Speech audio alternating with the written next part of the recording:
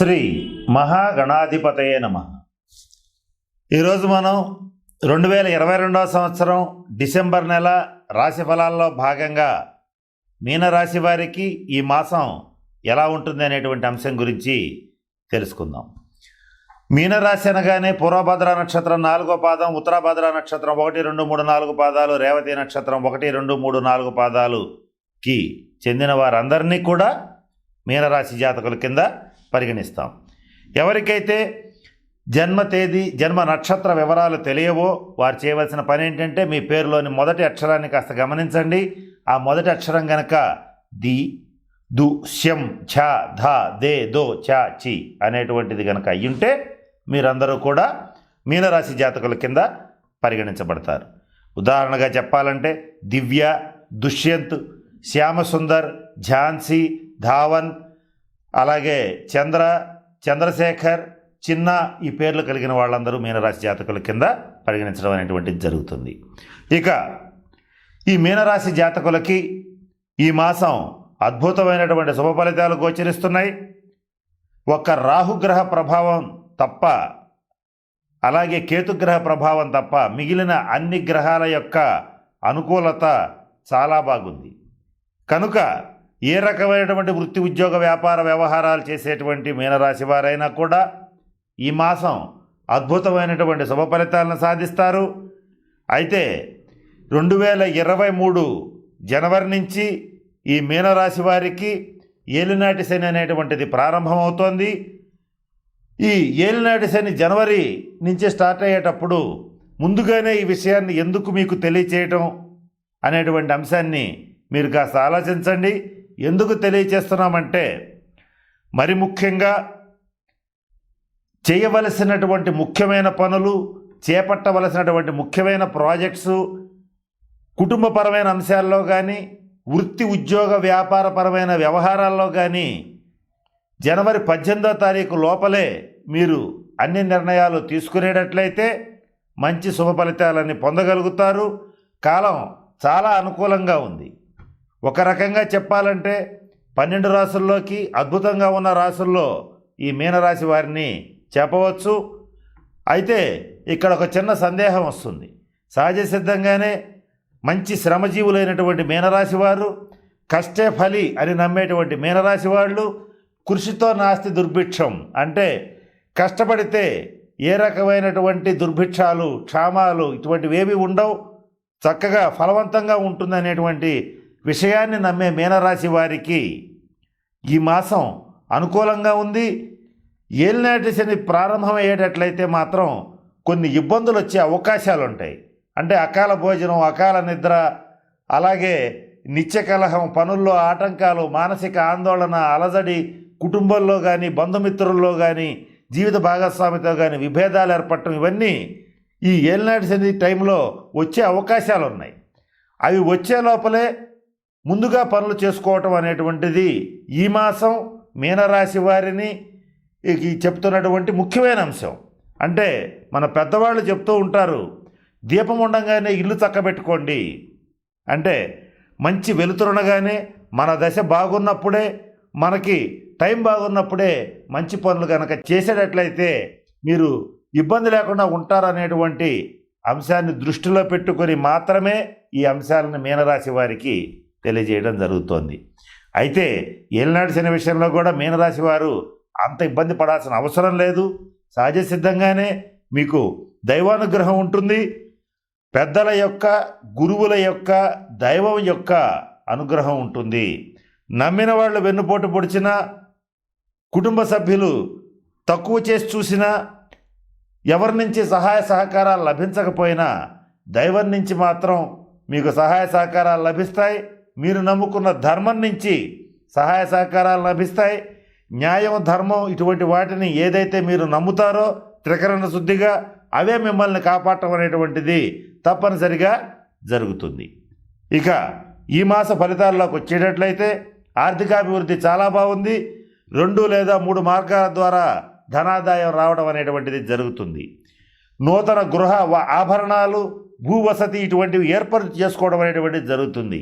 ఎవరైతే గృహాన్ని కొనాలనుకుంటున్నారో, అలాగే స్థిరాస్తులను పోగు చేసుకోవాలనుకుంటున్నారో వారికి ఈ మాసం అత్యంత అనుకూలంగా ఉంది. ఇక మీనరాశి వారికి సంతానపరమైనటువంటి అంశాల్లో కొన్ని చికాకులు తప్పవు. ఆ చికాకులు అనేటువంటివి కాలమే సమస్యలను పరిష్కరిస్తుందని మీరు వదిలివేయటం అనేటువంటిది కూడా జరుగుతుంది. ఇక ఈ మీనరాశి వారికి మీకు కానీ మీ జీవిత భాగస్వామికి కానీ కించిత్ అనారోగ్య సూచనలు ఏర్పడుతున్నాయి. ఈ అనారోగ్య సూచనలు వచ్చినప్పుడు మాత్రం ఈ సర్పగ్రహ శాంతి పరిహార క్రియలను పాటించండి. అలాగే ఈ రాహుకేతువులకు సంబంధించినటువంటి శాంతి పరిహార క్రియలు చేసుకునేటట్లయితే సర్పక్షేత్రాలైనటువంటి మోపిదేవి, శ్రీకాళహస్తి వంటి క్షేత్రాలను సందర్శిస్తే మీకు ఈ బాధలు తొలగిపోవడం అనేటువంటిది కూడా జరుగుతుంది. లాభస్థానంలో శని సంచారం జరుగుతోంది కనుక ఏ పని చేపట్టినా మీకు దూర ప్రాంతాల్లో ఉన్నటువంటి స్నేహితుల రీత్యా కానీ, అలాగే విదేశాల్లో ఉన్నటువంటి స్నేహితుల రీత్యా కానీ, జ్యేష్ఠ భ్రాతరీత్యా కానీ, అలాగే మీకు మరి ముఖ్యంగా అసంకల్పితంగా సమాజంలో మంచి పేరు ప్రతిష్టలు ఉన్నటువంటి పలుకుబడి ఉన్నటువంటి వ్యక్తుల రీత్యా కానీ మంచి సంపూర్ణ సహాయ సహకారాలు లభిస్తాయి. రాజదర్శనం లభిస్తుంది. అంటే సంఘంలో పలుకుబడి, అధికారం, పేరు ప్రతిష్టలు ఉన్నటువంటి వాళ్ళు మీకు అండగా ఉండడం అనేటువంటిది మంచి ఫలితాలని ఇవ్వడం అనేటువంటిది జరుగుతుంది. ఇక జన్మరాశిలో జన్మరాశ్యాధిపతి అయినటువంటి గురుగ్రహం సంచరించడం వల్ల మీకు ప్రతి పనిలోనూ ఆర్థికపరమైన అంశాల్లో కానీ, వివాహపరమైన అంశాల్లో కానీ, సంతానపరమైన అంశాల్లో కానీ మంచి శుభవార్తలు వినడం అనేటువంటిది జరుగుతుంది. ప్రభుత్వ రంగ, ప్రైవేట్ రంగ ఉద్యోగస్తుల విషయానికి వచ్చేటట్లయితే మీరు కోరుకున్న ప్రదేశాలకి కోరుకున్నట్లుగా ట్రాన్స్ఫర్ అవ్వటం కానీ, స్థల మార్పు జరగటం కానీ, స్థాన మార్పు జరగటం కానీ జరుగుతుంది. ఈ ప్రభుత్వ రంగ, ప్రైవేట్ రంగ ఉద్యోగస్తులు ఎవరైతే ఉంటారో స్థల మార్పు, స్థాన మార్పు, ట్రాన్స్ఫర్ జరగకపోయినా కనీసం మీ సీటు ఈ గదిలోంచి ఆ గదిలోకైనా మారడం జరుగుతుంది. మార్పు అనేటువంటిది ఈ మాసం తప్పనిసరిగా జరుగుతుంది. ఆ జరిగినటువంటి మార్పు రేపు రాబోయేటువంటి కాలానికి నాందిగా ఏర్పడబోతోంది. ఇక ఈ మాసంలో మరి ముఖ్యంగా చక్కటి ప్లానింగ్తో 1-2 వృత్తుల్ని ప్యారలల్గా అంటే సమాంతరంగా మెయింటైన్ చేసి మంచి శుభ ఫలితాలను సాధించడం అనేటువంటిది జరుగుతుంది. ఇక సహజ సిద్ధంగానే దైవాన్ని నమ్మినంత సునాయాసంగా ప్రారబ్ధ కర్మని నమ్మడం అనేటువంటిది జరగదు. కానీ ఏది ఏమైనప్పటికీ మీనరాశి వారికి ధనం, దైవం, ధర్మం మీ వెంటే ఉండడం అనేటువంటిది చెప్పదగినటువంటి సూచన. ఇక మీనరాశిలో ఉన్నటువంటి అధ్యాపకులు, అలాగే డాక్టర్స్, ఇంజనీర్స్, లాయర్స్, స్వతంత్ర వృత్తులు చేసేటువంటి వాళ్ళు వీళ్ళందరికీ కూడా అభివృద్ధి పదంలో దూసుకు వెళ్ళడం, పేరు ప్రతిష్టలు లభించడం, సన్మాన సత్కారాలు లభించడం అనేటువంటిది జరుగుతుంది. వృద్ధాశ్రమాలు, అనాథాశ్రమాలు, అలాగే సేవా కార్యక్రమాలు చేసేటువంటి మీనరాశి వారికి ఈ మాసం చాలా అద్భుతంగా ఉంది. మీ యొక్క సంకల్పం అనేటువంటిది పరిపూర్తిగా నెరవేరుతుంది. మీనరాశి స్త్రీల విషయానికి వచ్చేటట్లయితే కుటుంబంలో మీ యొక్క ప్రాముఖ్యత, ప్రాధాన్యత బాగా పెరుగుతుంది. జీవిత భాగస్వామి మిమ్మల్ని అర్థం చేసుకోవటం, మీరు చెప్పినటువంటి పనులన్నీ తూచా తప్పకుండా చేయటం కొంచెం ఆశ్చర్యానికి కూడా గురి చేస్తుంది. ఇక మీనరాశిలో ఉన్నటువంటి హోటల్స్, రెస్టారెంట్స్ నడిపేటువంటి వాళ్ళు, చిన్న వ్యాపారస్తులు, పెద్ద పెద్ద వ్యాపారస్తులు వీళ్ళందరికీ బుధగ్రహం యొక్క అనుగ్రహం పరిపూర్తిగా ఉంది. మీ వ్యాపారాలు 3 పువ్వులు 6 కాయలుగా ఉంటాయి.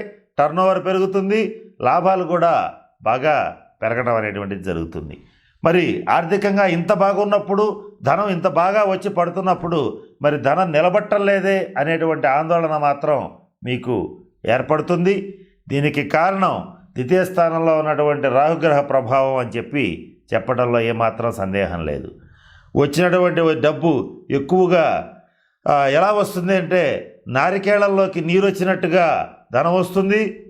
ఏనుగు మింగినటువంటి ఎలక్కాయలాగా డబ్బు అయిపోతుంది.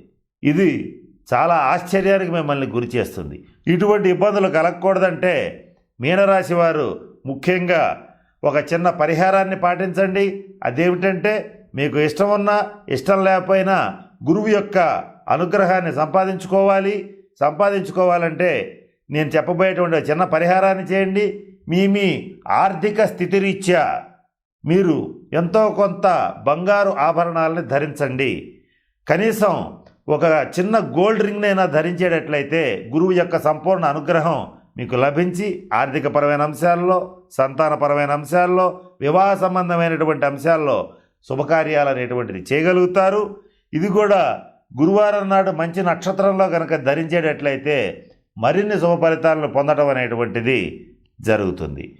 కనుక నేను చెప్పినటువంటి అన్ని విషయాలని దృష్టిలో పెట్టుకొని తగిన శాంతి పరిహార క్రియలని పాటించి మీనరాశి వారు అష్టైశ్వర్యాలతో భోగభాగ్యాలతో ఉండాలని ఆ పరమేశ్వరుని ప్రార్థిస్తున్నాను. స్వస్తి.